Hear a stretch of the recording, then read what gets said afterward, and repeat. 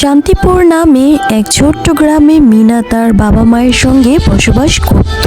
মিনার বাবা মিচকে শিয়াল ছিলেন একজন রিক্সা চালক। সে রিক্সা চালিয়ে তাদের জীবিকা নির্বাহ করতেন।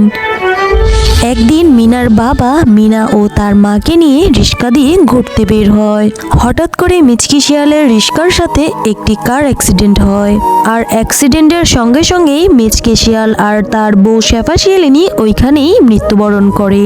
তাদের মেয়ে মিনা অনেক কান্নাকাটি করতে থাকে। তারপর থেকে মিনা একা একা জীবনযাপন করে। তারপর থেকে মিনা অনেক গরিব ও দরিদ্র হয়ে যায়। আর বেচারা মিনা তার প্রতিবেশীদের বাড়িতে গিয়ে খাবার চাইতো। ও বাঘ মামা, আমাকে কিছু খেতে দাও না, আমি কয়দিন ধরে না খেয়ে আছি, দয়া করো বাঘ মামা, আল্লাহ তোমার ভালো করবে বাঘ মামা। আরে আরে, সকাল সকালে ভিখারির বাচ্চাটা কোথা থেকে আসলো? এই ভিখারির বাচ্চা, এখান থেকে তুই গেলি? এক্ষুনি বলছি এখান থেকে পালা। এরপর দুষ্ট বাঘটি মিনাকে তাড়িয়ে দেয়। তারপর মিনা তার অন্য প্রতিবেশীদের বাড়িতে গিয়েও খাবার চাইলো, কিন্তু কেউ তাকে খাবার খেতে দিল না। আর কারো কাছে কাজ চাইলেও ভিখারি গরিব বলে কেউই তাকে কাজ দেয় না। এরপর মিনা কোনো রকম খেয়ে না খেয়ে জীবনযাপন করতে থাকে। আর পারছি না, গত 3 দিন ধরে কিছুই খেতে পারিনি। আমি গ্রামবাসীদের কাছে খেতে চাইলে কেউ খেতে দেয় না, আর কাজ চাইলেও কেউ কাজ দেয় না। হে সৃষ্টিকর্তা, দয়া করো আমাকে, খিদের যন্ত্রণা যে আমি আর সহ্য করতে পারছি না। আর তখন কোথা থেকে যেন খাবারের ঘ্রাণ আসে। আর খাবারের ঘ্রাণ পেয়ে মিনা সেই খাবারের কাছে যায়। আর লোভ সামলাতে না পেরে চুরি করে খেতে চায়। আর তখনই সেই জায়গায় বাঘিনী চলে আসে আর চিৎকার করে বলতে থাকে, আরে এই ভিখারির বাচ্চা, তুই আমার খাবার চুরি করতে এসেছিস? দাঁড়া, আমি তোকে এক্ষুনি দেখাচ্ছি মজা। কই গো, ধরো একে ধরো। তারপর বাঘ আর বাঘিনী দুজন মিলে মিনাকে অনেক মারতে থাকে। আহ বাঘিনী কাকি, আমার অনেক লাগছে, আমাকে আর মেরো না, আমি গত 3 দিন ধরে না খেয়ে আছি। বাঘিনী মামি, আমাকে ছেড়ে দাও। বাঘিনী কাকি, আমাকে ছেড়ে দাও, আমি আর কখনো আসবো না। কি ছোট লোকের বাচ্চা, তোর তো আসপর্দা দিন দিন বেড়ে যাচ্ছে। তুই নাকি আমার বাড়ির খাবার চুরি করে খাবি? দাঁড়া, তোকে আজকে আমি প্রাণে মেরেই ফেলবো।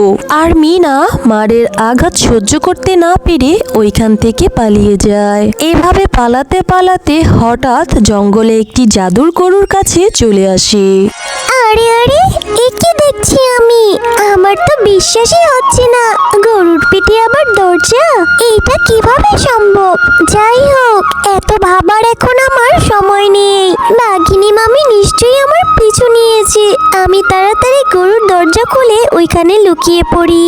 আরে বাবারে, এত সোনা! এই ঘরের মধ্যে দেখি সোনা দানা হীরা দেখিয়ে ভরে রয়েছে। ছোট্ট মেয়ে মিনা, তোমার ব্যাপারে আমি সব জানি। তোমার সাথে গ্রামের সবাই অনেক খারাপ ব্যবহার করেছে, অনেক অন্যায় করেছে, কিন্তু তুমি এখন আর কোনো চিন্তা করো না। তুমি চাইলে এখন থেকে এই ঘরের মধ্যেই থাকতে পারো। আর এই ঘরে থাকলে তোমার সমস্ত ইচ্ছে পূরণ হবে। এই কথা শুনে মিনা অনেক খুশি হয়। তাই নাকি জাদুর গরু? এই ঘরে থাকলে আমার সকল ইচ্ছে পূরণ হবে? তাহলে তুমি আমাকে আকাশে উড়ে আমার বাড়িতে পৌঁছে দাও তো দেখি। মিনার এই কথা শুনে জাদুর গরুটি আকাশে উড়ে উড়ে তার বাড়িতে পৌঁছে যায়। আরে আরে, সত্যি সত্যি তো তুমি আমাকে আকাশে উড়িয়ে নিয়ে আসলে, আমার তো বিশ্বাসই হচ্ছে না। হে জাদুর গরু, তুমি যেহেতু আমার উপকার করলে, আমার আরেকটি উপকারও করে দাও, আমাকে অনেক অনেক সোনা দাও। আমি যেন গরিব গরিব অসহায়দের সাহায্য করতে পারি। আমাকে তো কেউ সাহায্য করেনি, কিন্তু আমি সবাইকে সাহায্য করতে চাই জাদুর গরু। আরে তুমি তো অনেক ভালো, অনেক দয়ালু স্বভাবের মেয়ে। আমি তো তোমার মতোই একজন কাউকে খুঁজছি, যেন তাকে দিয়ে আমার অনেকগুলো কাজ করানো যায়। কারণ আমিও চাই গরিব অসহায়দের সাহায্য করতে, আমার সোনা দানা তাদের মাঝে বিলিয়ে দিতে। এই নাও। এই কথা বলে জাদুর গরু তার মুখ দিয়ে অনেক সোনা বের করতে থাকে। যাও ছোট্ট মেয়ে, তুমি এই সব সোনা নিয়ে গরিব অসহায়দের সাহায্য করো। এরপর মিনা সমস্ত সোনা নিয়ে গরিব অসহায়দের সাহায্য করতে থাকে। এইভাবে মিনা প্রতিদিন জাদুর গরুর কাছ থেকে সোনা নিত আর গরিব অসহায়দের মাঝে বিলিয়ে দিত। কি রে ভিখারির বাচ্চা ভিখারি, তুই এত সোনা দানা কোথা থেকে নিয়ে আসলি চুরি করে? তোর মার খেয়ে মনে হয় শিক্ষা হয়নি, আরো কয়টা মার খেতে হবে। বাঘিনী কাকিমা, আমি আপনার কাছ থেকে আজ কিছু নিতে আসিনি, বরং দিতে এসেছি। আমলজা, এই ভিখারির বাচ্চাটা নাকি আমাকে কিছু দিবে। পালা এখান থেকে, এইসব ফালতু কথা বলবি না। আমি তোমার মতো এত নিষ্ঠুর না বাঘিনী কাকিমা। আমি যখন তোমার কাছে সাহায্যের জন্য এসেছিলাম, তুমি তো সাহায্য করোইনি, বরং বকাবাজ্য করে তাড়িয়ে দিয়েছিলে। তোমাদের এত টাকা পয়সা থাকা সত্ত্বেও আমার মতো এতিম গরিবকে তোমরা মেরেছো। এত কিছুর পরেও আমি তোমাদের সাহায্য করতে এসেছি। কেন জানো? কারণ আমি জানি তোমাদের সংসারে এখন অনেক অভাব চলছে। এই নাও, এই সোনাগুলো রেখে দাও, তোমাদের কাজে লাগবে। আরে এই মিনা ভিখারির বাচ্চা হয়ে আমাকে এতগুলো সোনা দিয়ে গেল। আরো মনে হয় সোনা আছে এই মিনার কাছে, আমাকে দেখতেই হবে ব্যাপারটা কি। যাই গিয়ে দেখি ভিখারির বাচ্চাটা এতগুলো সোনা কোথায় পেল। এরপর বাঘিনী মিনাদের ঘরের পাশে এসে দেখে বিশাল বড় এক সোনার গরু মুখ দিয়ে তার সোনা বের করছে। আরে এত বড় সোনার গরু, আবার তার মুখ দিয়ে সোনা বের হচ্ছে। আমার তো বিশ্বাসই হচ্ছে না, মনে হচ্ছে এটা সাধারণ কোনো গরু নয়, এটা একটা জাদুর গরু। আর না হলে এটা কিভাবে সম্ভব? আর সমস্ত সোনা নিয়ে মিনা গ্রামবাসীদের সাহায্য করতে যায়। ঠিক তখনই লোভী বাঘিনী গরুর কাছে আসে। জাদুর গরু, জাদুর গরু, আমাকে অনেকগুলো সোনা দাও, আমার সংসারে অনেক অভাব চলছে। ও আচ্ছা আচ্ছা, তোমার সংসারে অনেক অভাব চলছে, তুমি কোনো চিন্তা করো না, আমি তোমাকে এক্ষুনি সাহায্য করব। আমি তোমাকে সোনা না দিয়ে অনেকগুলো হিরে দিচ্ছি, আর তুমি সেই হিরেগুলো বিক্রি করে অনেক টাকা পয়সা অর্জন করতে পারবে। এই বলে জাদুর গরু অনেকগুলো হিরে দেয়।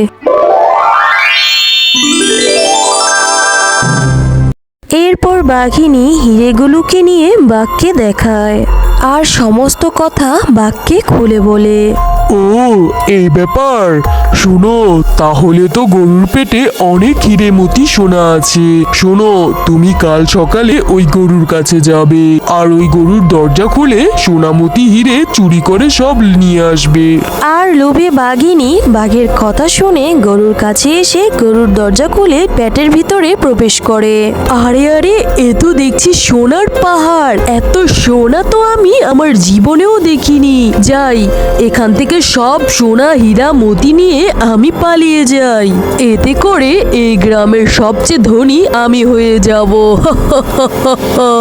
এই লোভী বাঘিনী, তোর এত বড় সাহস, তুই সোনা চুরি করার জন্য আমার পেটের ভিতরে ঢুকেছিস। তুই যেহেতু আমার পেটের ভিতরে ঢুকেই পড়েছিস, তাহলে এখন থেকে তুই ওইখানে পচে গলে মরবি, আর এখান থেকে কোনোদিন বের হতে পারবি না।